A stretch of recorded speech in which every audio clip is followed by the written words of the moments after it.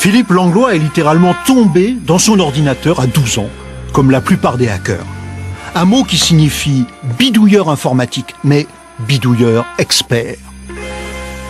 À l'origine, c'est quelqu'un au MIT, à Boston, aux États-Unis, qui bidouillait des petits trains électriques et qui faisait des super grandes maquettes électroniques. Et où le fabricant lui disait non, ça peut pas marcher. Et le hacker montrait que ça marchait quand même et faisait des choses que les fabricants n'avaient pas pensé possible avec leur système. Ça, c'est la définition originale du hacker. Mettre en doute, tester et essayer de repousser les frontières toujours plus loin. C'est vraiment une sorte de démarche de pionnier dans le domaine technologique. Mais est-ce que c'est vrai que les hackers ont toujours des problèmes avec la police ou avec les renseignements ? Oui, il y en a une partie qui a toujours peut-être des problèmes avec la police et le renseignement, mais peut-être aussi tout simplement parce que la police et le renseignement n'a pas compris que c'était tout simplement une force technique et pas un engagement pour faire du mal.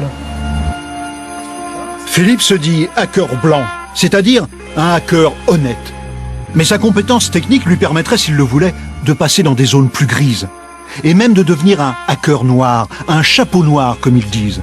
C'est-à-dire quelqu'un qui est passé dans l'illégalité. Mais pas pour pirater de la simple musique, pour bien plus grave.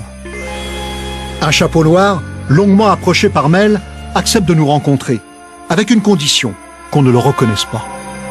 Alors mon pseudo c'est Amiral, ma spécialité c'est le renseignement.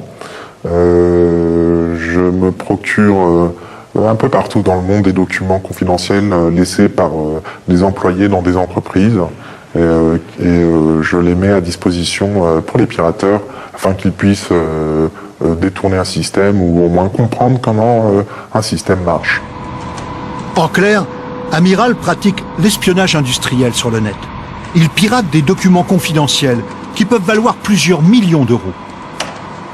Donc, par exemple, là, j'ai un document d'un grand constructeur de puces sur des millions de téléphones vendus.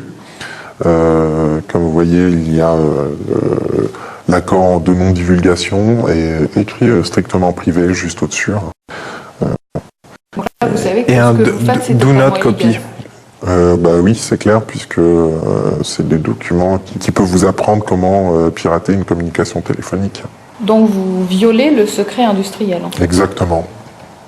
Amiral prétend ne pas agir pour de l'argent. Ces secrets qu'il capte, il ne les vend pas, dit-il, il les échange. Avec d'autres hackers, par idéal, contre ce qu'ils appellent l'impérialisme économique. Est-ce qu'un jour quelqu'un pourra vous retrouver ? Tout est possible. Je pense que oui. En tout